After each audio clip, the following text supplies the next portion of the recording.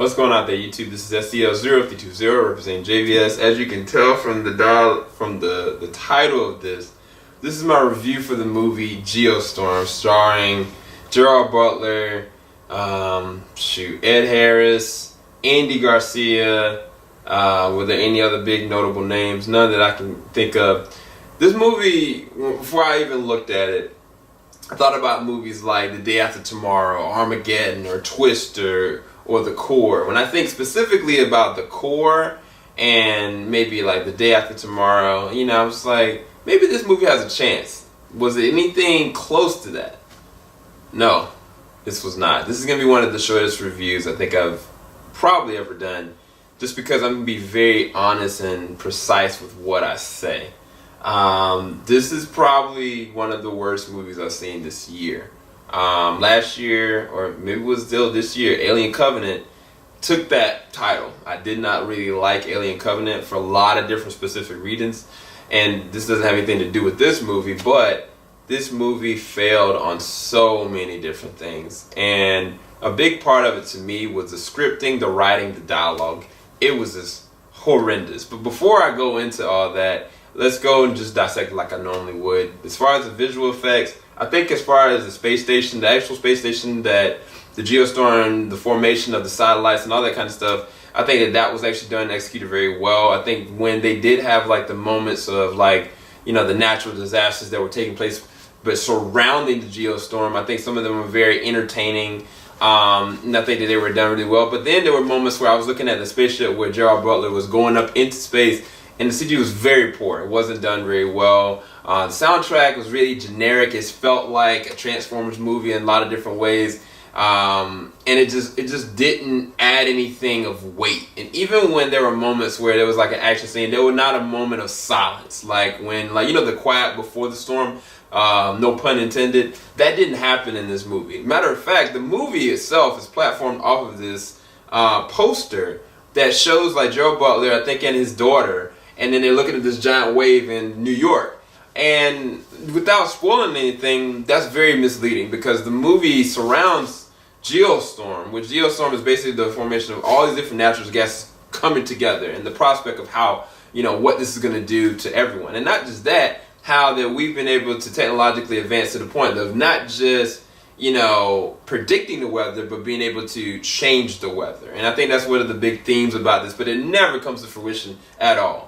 Unfortunately, as far as even with the acting, this was not Gerard Butler's best. And I think I blame this on the scripting. I mean, you got people like Andy Garcia and Ed Harris in this who are great actors, and it just didn't make sense. As a matter of fact, there's a character from the movie, not the movie, but the show, The Misfits.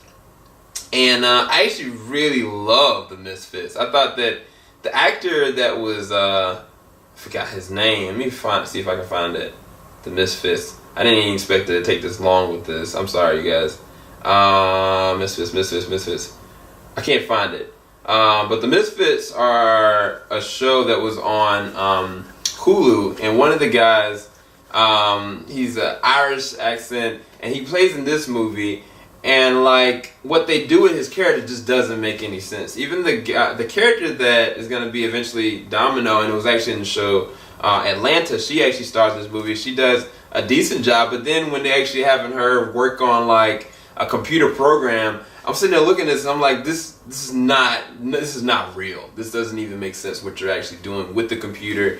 And then even like Gerard Butler's brother in this movie, I just didn't care for his character. Like, it was like when they were kind of going off of like what his relational status is, and he was connecting with this person that worked for the Secret Service, and like how that was working, the dynamics, it just didn't fit. It didn't fit at all. And I don't want to be a Debbie Downer. And then I guess as far as the story is concerned, like I said, it surrounds them, trying to figure out what is happening with the environment. Now that they've been able to try to actually deflate some of the things that have happened geologically, and now it's just going off kilter.